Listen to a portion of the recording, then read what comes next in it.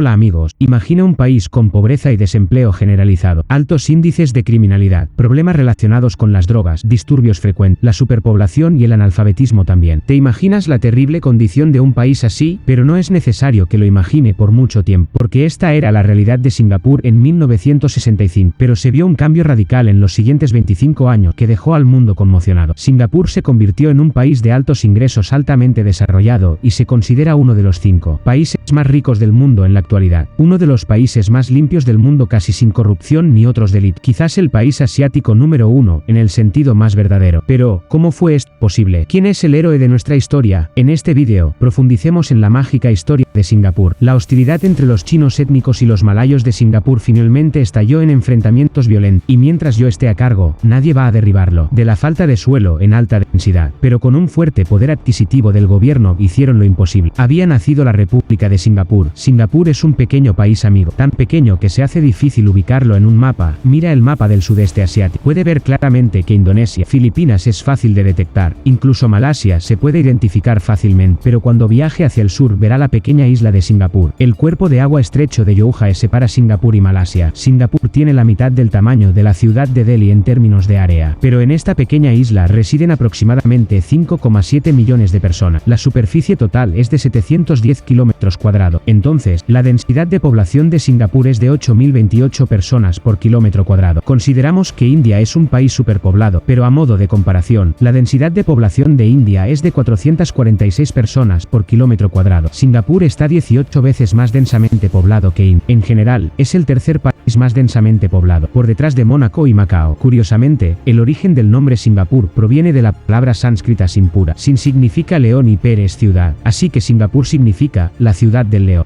Me recuerda, Singapur es uno de los 4 tigres asiáticos, los 4 países altamente desarrollados de Asia: Corea del Sur, Hong Kong, Taiwán y Singapur. Curiosamente, la densidad de población de estos 4 países es más alta que la de la India. Esto puede parecer un hecho impactante para algunos porque mucha gente culpa a la población de la India por la falta de desarrollo, pero el PIB per cápita y la densidad de población de los 2 tigres es mucho más alto que el de la India. Hablando de la gente, es un país diverso. Las personas pertenecientes a diversas religiones viven en armonía. Hay personas de las 5 religiones principales aquí, y hay una pequeña población de personas de las comunidades judía, zoroastriana, jainista y sikh. El segundo grupo más grande es la gente que no cree en la religión, los ateos. Pero parte de la religión, Singapur también es muy diversa en términos de etnicidad. La mayoría más grande es de personas de etnia china, con un 74,5%, seguido por los malayos, con un 13,5%, y los indios al 9%. Entre los indios, las poblaciones más grandes son tamiles, bengalíes y punjabíes, y el 3% restante lo componen euroasiáticos y árabes. Al hablar de la gente, no debemos olvidarnos de Orang Lau. Son los habitantes originales que viven en Singapur desde hace mucho tiempo. Los tribales. En general, unidad en la diversidad es la realidad actual de Singapur. Volviendo a la historia, en la historia temprana, durante mucho tiempo, la isla de Singapur fue utilizada como una isla comercial por los comerciantes malayos, tailandeses, indios, árabes, japoneses y chinos. A lo largo de la historia, estuvo ocupado por un gobernante indonésio, los portugueses, los holandeses a través de su Compañía Holandesa de las Indias Orientales, y en 1819, un ambicioso oficial de la Compañía Británica de las Indias Orientales, Thomas Raffles, compró Singapur del sultán de Johor. Los británicos entraron en esta isla después de haberla comprado. Thomas Raffles convirtió a Singapur en un puerto libre. Cualquier barco que pasara no tendría que pagar ninguna tarifa. Esto dio lugar al libre comercio en Singapur. En 1869, el canal de Suez entró en funcionamiento para que los barcos no tuvieran que navegar por África, lo que llevó a que llegaran aún más barcos a Singapur. La mayoría de los barcos utilizaron Singapur como estación de reabastecimiento de combustible. En el país vecino, Malasia, 2 industrias eran muy populares: producción de estaño y producción de caucho. Como Singapur estaba cerca, Singapur también se convirtió en un centro de procesamiento de caucho. Esto podría sonar como signos de desarrollo en Singapur, pero también tenía un lado oscuro. En realidad, los británicos cultivaban opio en Bengala y procesaban el opio en Singapur. Los británicos habían contratado a porteadores chinos para este trabajo, donde podían encontrar uno de los opio de menor calidad. Los chinos que trabajaban en estas fábricas estaban lejos de sus hogares, sin fuente de entretenimiento, por lo que se convirtieron en adictos al opio. Miles de adictos al opio vivían en Singapur. Los delitos aumentaron debido a la adicción a las drogas. La gente recurrió al robo. En 1941 se estimó que había unos 16.500 adictos al opio en Singapur, y la década de 1940 fue el periodo de la Segunda Guerra Mundial. Los bombarderos alemanes atacan ciudades británicas como Coventry y Londres. 15 de febrero de 1942, los japoneses invadieron Singapur y Malasia. Singapur se rinde a los japoneses. Durante los siguientes 3,5 años, los japoneses gobernaron Singapur, y el dominio japonés destruyó por completo Singapur. Se produjeron escalofriantes asesinatos, no solo en el campo sino también en los hospitales. Varios soldados fueron torturados como prisioneros de guerra. Miles de personas fueron utilizadas como trabajo forzoso. Las mujeres estaban siendo utilizadas como mercancía. Miles de mujeres fueron traídas desde Corea, China, Indonesia, Malasia, a las estaciones de confort en Singapur, donde estaban disponibles para los soldados japoneses. En el momento en que los japoneses perdieron la guerra en 1945 y se retiraron de Singapur, había más de 30.000 adictos al opio, juegos de azar y prostitución generalizados en el país. Los edificios estaban muy destruidos. Había pobreza a gran escala, alto desempleo y el lugar estaba plagado de enfermedades. Había escasez de alimentos y la gente se moría de hambre. No había fin al crimen y la violencia, y Singapur se había convertido en una colonia de Tuguri. Después del final de la Segunda Guerra Mundial, los británicos recuperaron el control de Singapur, y una administración militar británica trató de controlar las cosas. Se restablecieron los servicios básicos de gas, agua y electricidad. Los comedores empezaron a hacer frente a la crisis alimentaria. Las opiniones de los singapurenses sobre los británicos fueron bastante favorables y positivas en comparación con países como India. Una de las principales razones de esto fue que los británicos derrotaron a los japoneses, y los japoneses fueron más atroces con los singapurenses. La segunda razón más importante fue que el gobierno cambió en el Reino Unido en julio de 1945. El Partido Conservador ya no estaba en el poder, y el Partido Laborista llegó al poder. Estaban en contra del imperialismo hasta cierto punto. Entonces, el dominio británico sobre Singapur retrocedió lentamente y se convirtió en autogobierno. No entraré en detalles de lo que sucedió, porque esto haría que este vídeo fuera aún más largo. Pero en 1948 se realizaron las primeras elecciones. Las elecciones se celebraron solo para algunos escaños. La Constitución de Singapur fue enmarcada. Fue revisado 2 veces en 1955 y 1958, y se puede decir que en 1959 se llevaron a cabo las elecciones a gran escala adecuadas. Estas elecciones fueron ganadas por el joven líder Lee Kuan Yew, el secretario general del Partido Acción Popular. Pap recuerda esto. Escucharás más sobre esto en este vídeo. Se convirtió en el primer ministro de Singapur. Inicialmente, Lee Kuan Yew creía que Singapur no podría sobrevivir como un país independiente, y que deberían convertirse en parte de Malasia. Lo hizo en 1963. Fusionó Singapur con Malasia. Pero ahora llega un giro impactante en su historia. El gobierno de Malasia no estaba encantado de que Singapur fuera parte de su país. La principal razón de esto fueron las elecciones de Malasia de 1964. El PAP decidió disputar esa elección. 1. A los políticos de Malasia no les gustó esto, que un partido político de Singapur estuviera compitiendo en las elecciones nacionales en Malasia. Por otro lado, las personas que viven en Singapur no estaban contentas con esta fusión, debido al acuerdo de que el 40% de los ingresos de Singapur se pagaría al gobierno central de Malasia. A pesar de que la población de Singapur era el 17% de la población combinada, los singapurenses sintieron que era injusto. Además, según el artículo 153 de la Constitución de Malasia, a los malayos se les otorgaron derechos y privilegios especiales. A los chinos y otras etnias no malayas en Singapur no les gustó esta discriminación. Vieron como Malasia se estaba convirtiendo en la Malasia malaya, que pertenecía solo al pueblo malayo, mientras que a las minorías no se les dieron los mismos derechos e igualdad. Quieren una Malasia malaya, donde los malayos estén en la cima, a cargo de todo. Queríamos, gradualmente, no de inmediato, una Malasia malaya, donde como ciudadanos compartimos las cargas y las recompensas. Debido a estas diferencias, en 1964 aumentaron las tensiones comunales y también se observaron disturbios raciales. Debido a estos disturbios, en 1965 se decidió que Singapur se separaría una vez más de Malasia, y ser un país independiente la República de Singapur. En este momento, había algún remanente del control británico sobre Singapur. En 1967, los británicos anunciaron que retirarían sus tropas de Singapur y abandonarían el país por completo. Esto puede sonar como una buena noticia para usted, pero para el gobierno de Singapur y los singapurenses, esto era problemático. La contribución británica fue significativa en el funcionamiento de Singapur como nación independiente. Las fuerzas británicas proporcionaron una gran cantidad de puestos de trabajo a los singapurenses. Además, Singapur ni siquiera tenía su propio ejército, sin fuerzas de defensa. Si los británicos se fueran, estarían indefensos. Es por eso que Lee Kuan Yew pidió a los británicos que pospusieran su partida, para darles el tiempo adecuado para la transición, y los británicos aceptaron. La fecha límite para que los británicos abandonaran el país se fijó en 1971. El primer ministro Lee Kuan Yew tuvo 4 años para controlar su país, un país que lucha contra la pobreza, el desempleo y la drogadicción. Además de los disturbios y la separación de Malasia y Singapur, no tenían ningún recurso natural. nacional. ¿Cómo se podría llevar a este país por el camino del desarrollo? Amigos, este es el comienzo de nuestra historia milagrosa. Una historia con el primer ministro Lee Kuan Yew como héroe. Se puso a trabajar de inmediato. Primero, hacer las paces con los países vecinos y para resolver problemas geopolíticos. En 1967 fundó el Grupo ASEAN, en el que se dieron cita cancilleres de 5 países, con el propósito de colaborar con otros países para cooperar en múltiples campos y crear paz y estabilidad en la región. Pero esto no significaba que el país no necesitara un ejército. En segundo lugar, para la defensa de la nación, Lee Kuan Yew introdujo el servicio nacional en el mismo año, cuando los muchachos del país cumplieron 16,5 años, los necesarios para registrarse en el servicio nacional, y después de cumplir los 18 años, es posible que deba alistarse con previo aviso. Básicamente, se hizo obligatorio para todos los niños mayores de 18 años unirse al ejército, las fuerzas de defensa o el servicio nacional, durante algunos años. Si un país quiere ser verdaderamente desarrollado, la educación es una de las primeras cosas en las que debe centrarse. Singapur hizo esto. El país tiene educación primaria obligatoria, educación pública de alta calidad. El gobierno tiene excelentes escuelas y colegios. La infraestructura de las escuelas es impresionante y la educación pública está disponible a tarifas nominales. Es casi gratis. Amigos, la educación es en realidad bastante básica, pero la principal diferencia entre los países en desarrollo y los desarrollados, las habilidades prácticas son esenciales para convertirse en una nación desarrollada. Singapur también se centró en la formación profesional. Prometió a los singapurenses que Singapur será una nación multirracial, que serían un ejemplo para el mundo. No son un estado malayo, no son un estado chino, no son un estado indio. Su país no está construido sobre la religión. Su país no está construido sobre un idioma. Tampoco se basa en la cultura. Son una nación secular donde todos los ciudadanos son iguales. La población malaya es del 43%, China 41%, indios 10%, los demás euroasiáticos, cingaleses, etc. Y yo digo que tenemos que trabajar juntos. Ningún grupo puede oprimir al otro. Trabajamos juntos y quiere que Singapur siga siendo el lugar sano y estable. Pero no es suficiente agregar la palabra laico a la Constitución. Esto no garantiza la igualdad en el país. La gente es escéptica. Cuando personas de diferentes religiones y etnias viven en un país con altas tensiones comunales, las personas dudan entre sí, no quieren socializar con los demás. Para resolver este problema, Lee Kuan Yew adoptó un enfoque proactivo de la asimilación. Introdujo una política de integración étnica. De acuerdo con esta política, las viviendas del gobierno tendrían una proporción fija para las personas que viven allí, según el origen étnico. Por ejemplo, en un edificio tiene que haber un 22% de malayos, un 84% de chinos, un 10% de indios y los demás grupos minoritarios. El porcentaje de etnicidad visto en el país debe reflejarse en cada edificio, para que chinos, malayos e indios puedan vivir juntos en un edificio. Amigos, este fue un movimiento sobresaliente, porque en realidad, si se deja a la gente a su voluntad, la gente con el cerebro lavado comunalmente no querrá vivir juntos. Crean sus propios guetos, los autosegregados en áreas hindúes o áreas musulmanas. Hay demarcación dentro de la ciudad. Para detener esta autosegregación, se aseguró de que diferentes etnias vivieran en todos los edificios, para que pudieran interactuar entre sí y ser vecinos, y vivir juntos en armonía. En 1990, se aprobó la Ley de Mantenimiento de la Armonía Religiosa. En virtud de esta ley, Singapur creó un Consejo Presidencial para la Armonía Religiosa. 2/3 de sus miembros eran representantes de las principales religiones. Estos representantes tenían la tarea de garantizar que las personas de varias religiones interactuaran entre sí. Además, Singapur también introdujo el Día de la Armonía Racial. Cada año, el 21 de julio, los escolares de Singapur se visten con los trajes tradicionales de otras religiones. Es decir, un hindú puede vestirse con un traje tradicional musulmán y un musulmán puede vestirse con un traje tradicional hindú. Y juntos leyeron la Declaración de Armonía Religiosa. Desde el nivel escolar, a los niños se les enseña que los principios de laicismo, diversidad y unidad deben ser defendidos en el país y la forma de hacerlo. Estos pequeños pasos son muy efectivos. El siguiente punto que Lee Kuan Yew planteó para garantizar que el país se desarrolle es la limpieza. En su opinión, la limpieza es el sello distintivo de la civilización, así que lanzó una campaña para mantener limpio a Singapur. El 1 de octubre de 1968, el primer ministro lanzó una campaña nacional Mantener Singapur limpio. Tenemos riqueza, hemos progresado, pero no hay sello de éxito más distintivo y más significativo que lograr nuestra posición como la ciudad más limpia y verde del sur de Asia. Y esta campaña estuvo en vigor cada 2 a 3 años entre 1958 y 1988. En 1992 se prohibió la goma de mascar en Singapur, sin compromiso en la limpieza. Aparte de esto, se promulgaron leyes importantes para imponer fuertes multas por escupir, tirar basura, fumar. La primera infracción sería multada con $1000 singapurenses, segunda infracción 2000 y la tercera infracción atraería una multa de 5000. El siguiente problema fueron los barrios marginales. Singapur tenía barrios marginales por todas partes. ¿Qué podrían hacer al respecto? Más de 26.000 familias fueron reubicadas de barrios marginales y se desarrollaron edificios de gran altura y viviendas públicas. Mientras tanto, el suministro de agua, electricidad y gas se proporcionó en las viviendas públicas gratuitas, y las cosas empezaron a mejorar. A partir de 2021, alrededor del 80% de las personas en Singapur viven en viviendas públicas, viviendas proporcionadas por el gobierno. Es por eso que casi no hay personas sin hogar en el país. El año pasado, solo 616 personas dormían en las calles. Después de esto, se centraron en la planificación urbana. Las personas que trabajan en los puestos al costado de la carretera son una parte importante de la economía informal. Pero además de ello, en cuanto a limpieza y embellecimiento, restan belleza a la ciudad. Era importante organizar. Más de 4.900 vendedores ambulantes fueron reubicados en centros de alimentación. Se desarrollaron nuevos mercados mayoristas para los vendedores de verdura. Para el embellecimiento, las granjas de cerdos y las granjas de patos se retiraron gradualmente del área de captación. Se limpiaron los ríos. Se reubicaron más de 2.800 industrias. Ahora bien, es muy importante centrarse también en la asistencia sanitaria. En Singapur, la atención médica pública y privada es bastante económica. Bajo el Ministerio de Salud, los hospitales gubernamentales han sido equipados con miles de camas y cuentan con los innovadores sistemas MediSafe, MediShield y MediFund en el sector sanitario. En un país tan pequeño como Singapur, con una densidad tan alta de personas, con tan poco lugar para vivir, construir caminos anchos para vehículos desperdicia mucha tierra preciosa. Si cada ciudadano tuviera un vehículo, no dejaría espacio para áreas residenciales y el país estaría cubierto de camino. Así que era necesario disuadir a la gente de comprar coche y promover el transporte público. Por eso, aún hoy, Singapur es la ciudad más cara si quieres comprar un coche. Hay un alto impuesto sobre la compra de un automóvil. En el campo, en un número limitado de automóviles puede estar en la carretera. Si alguien quiere agregar un auto nuevo, solo puede hacerlo reemplazando un auto existente. Por otro lado, el transporte público como los autobuses y el metro. Singapur tiene uno de los transportes públicos más baratos del mundo. Es asequible para las personas, además de ser uno de los más limpios y seguros. Las cosas de las que he hablado hasta ahora, podrías pensar que el gobierno está ofreciendo cosas baratas. Educación, salud, transporte público y vivienda. Las personas reciben estos a bajo costo para que sean asequibles. Pero, ¿de dónde saca el gobierno el dinero para hacerlo? ¿El gobierno cobra una tasa impositiva alta al gobierno? Como es en varios países europeos donde la tasa impositiva cruza incluso el 50%. Países como Suecia, Finlandia, Dinamarca y Austria. Pero no, las tasas de impuestos sobre la renta en Singapur son bastante bajas, entre 2% a 24%. Entonces, ¿cómo puede el gobierno lograr atraer los fondos? Amigos, aquí tenemos que discutir los principios básicos del gobierno de Singapur. Se centran mucho en la sostenibilidad y el déficit fiscal. Déjame explicarte con un ejemplo. Mira el sitio web de esta empresa, Temasek Holding. Esto parece una gran multinacional, con más de 900 empleados, 33 nacionalidades. Su cartera neta a marzo de 2022 era de 403.000 millones de dólares. Pero, ¿quién es el dueño de esta empresa? El gobierno de Singapur. Esta es una empresa del gobierno. El gobierno de Singapur posee muchas de estas empresas que trabajan en los sectores de transporte, energía o medios de comunicación. Muchas de estas empresas son subsidiarias de Temasek,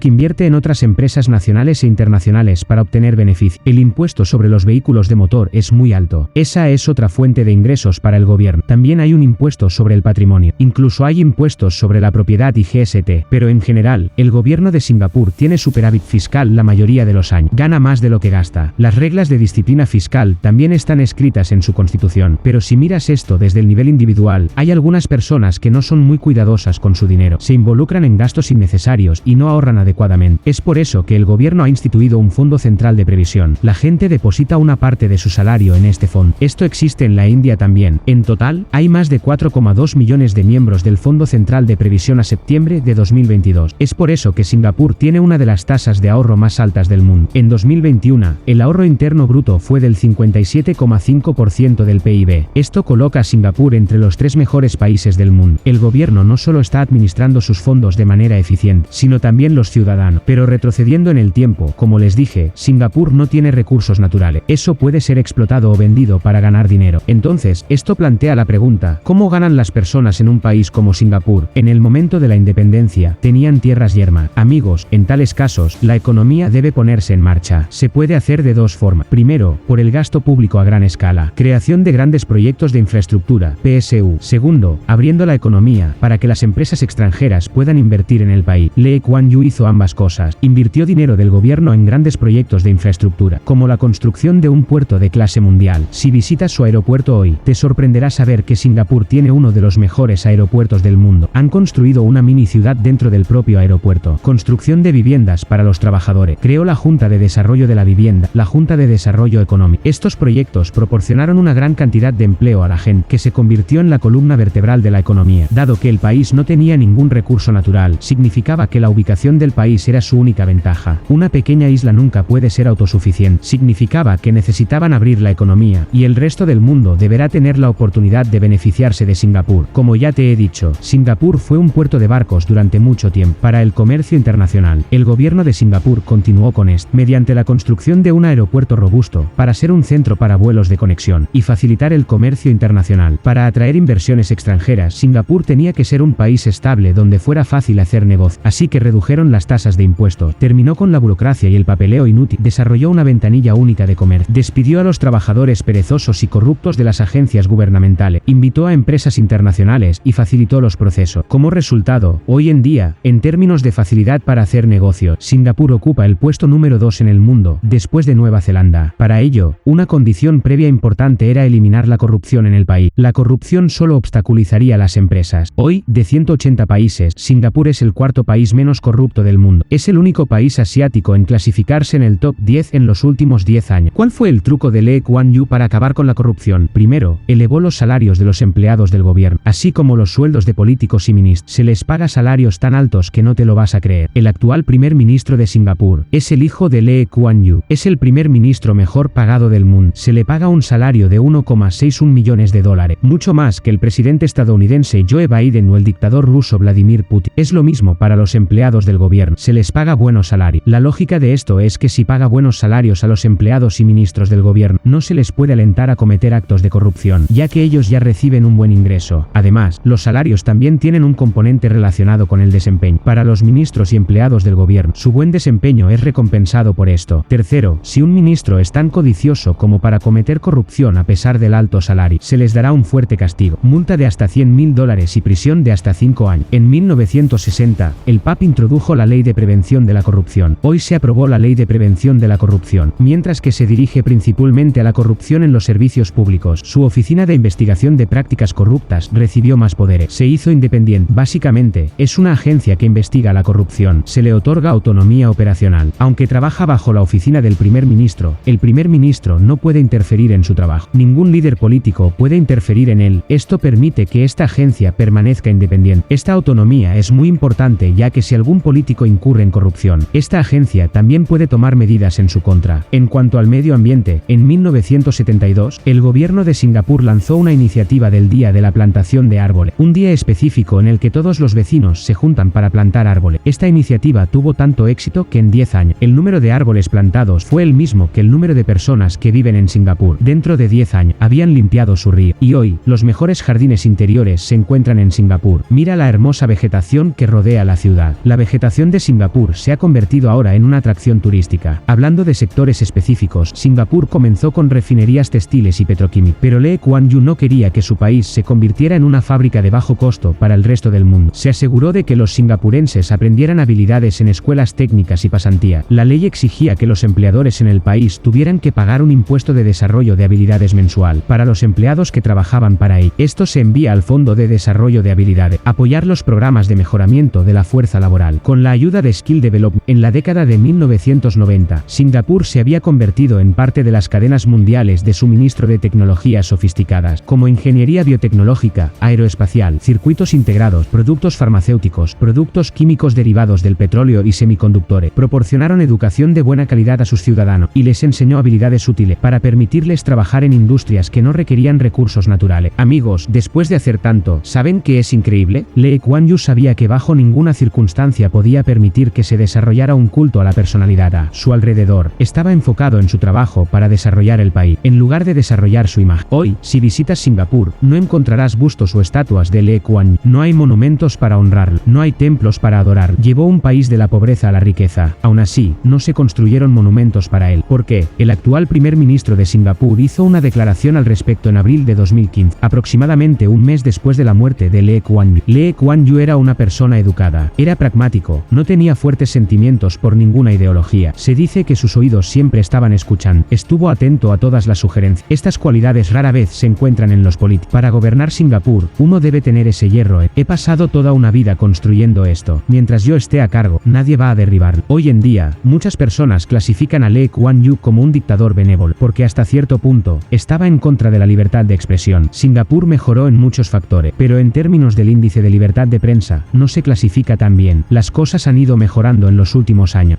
Durante el gobierno de Lee Kuan Yew, la libertad de prensa era casi inexistente. Llevar al país al nivel de desarrollo que ha alcanzado. ¿Qué opinas? Comenta abajo. Si te gustó este vídeo, haz clic en me gusta y presiona el botón suscribirse. Nos encontraremos con otro vídeo increíble.